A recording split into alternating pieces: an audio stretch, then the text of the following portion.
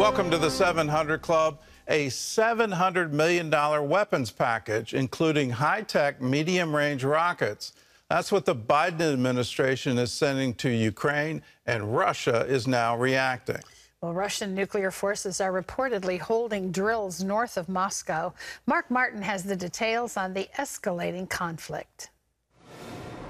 The nuclear exercise is said to involve about 1,000 Russian military personnel and 100 pieces of equipment. All this set in motion after the Biden administration's decision to send Ukraine mid-range rockets that are capable of reaching Russia.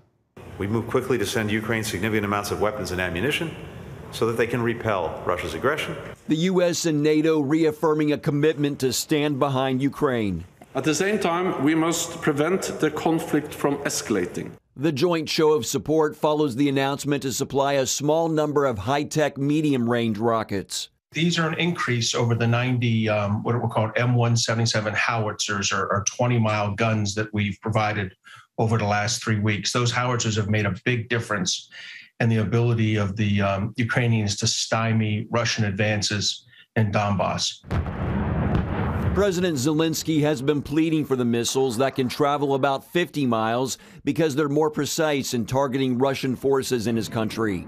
The $700 million weapons package also said to include helicopters, Javelin anti-tank weapons, and tactical vehicles. In an interview with ABC News, Ukrainian First Lady Olena Zelenska pushed back against calls to give up territory for a peace agreement. Не можуть нормально сприймати такі заяви від лідерів великих країн світу, тому що ми не готові поступатися своєю свободою, своїми територіями. На жаль, не можна. Meanwhile, after 4 months of war, President Zelensky is highlighting the toll on Ukraine's children. More than 400 injured, nearly 250 killed, and he claims more than 200,000 deported to Russia. Ukraine sees the latest shipment of supplies as crucial to stop Russian advances in the east, especially the fight to defend the strategic city of Severodonetsk, where up to 13,000 civilians are trapped amid the shelling.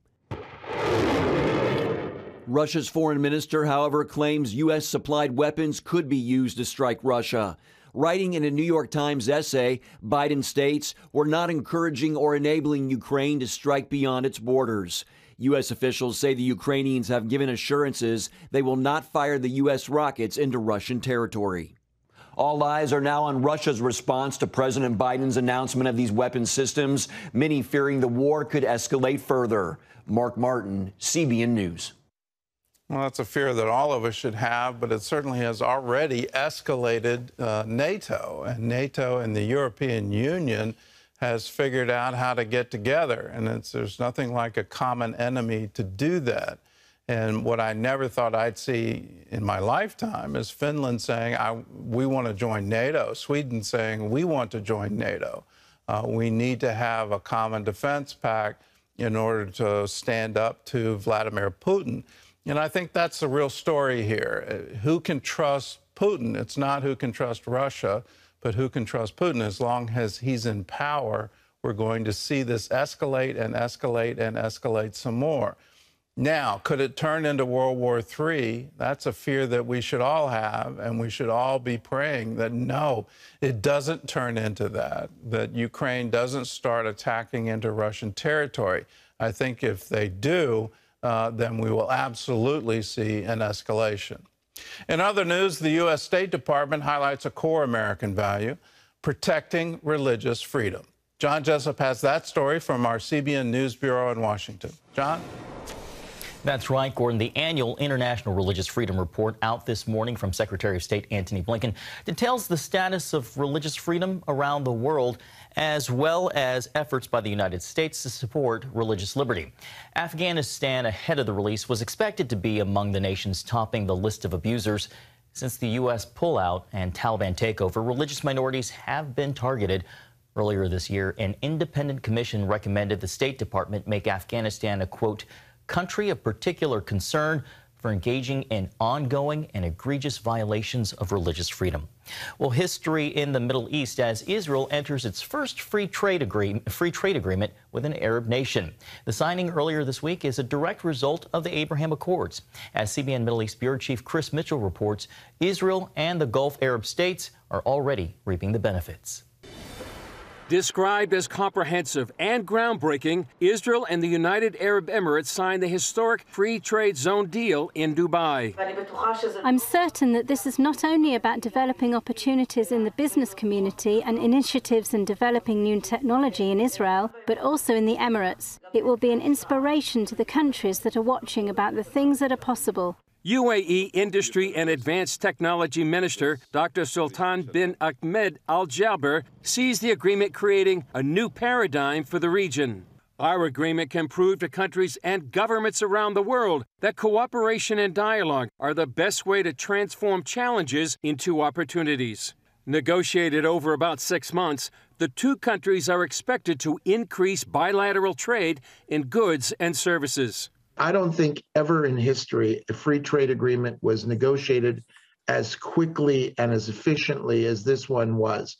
Usually free trade agreements are reserved for a country's best friends, and they usually take years to process. John Medved, CEO of Our Crowd, an online global investing platform, says he saw a positive impact before the agreement was even signed. Last quarter, there was $1 billion of trade in the quarter. Since the accords have been signed, it was $2.5 billion in mutual trade. Signed in September 2020, the Abraham Accords initially involved Israel, the UAE, and Bahrain. Morocco and Sudan joined later.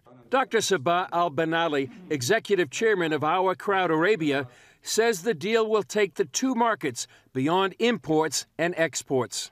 Al-Banali says the idea is expand, not replace current trade partners. Once we see companies that have shareholders and executives that are both Israeli and Emirati working together to look at both business models, geographies, and so on. Amid the progress, one of the prevailing questions is whether Saudi Arabia will come on board. The Saudis are very, very much a tech-embracing society. They have been very active investors in venture capital globally. They are some of the smartest investors in the world. They want job creation in terms of technology jobs. In the meantime, the Abraham Accord countries are moving ahead at an historic pace for the region. Chris Mitchell, CBN News, Jerusalem. Gordon, as Chris just said in his report, this is quite a paradigm shift. It's a huge shift, and it's in fulfillment of something Ezekiel wrote 2,500 years ago, that there will be peace. Israel, when the nation comes back, Israel will be at peace with its neighbors. And just the rapid development here to go from we're at war, we refuse to recognize your existence, to not only do we recognize, not only do we establish diplomatic relations, but now we're moving into most favored nation status on trade.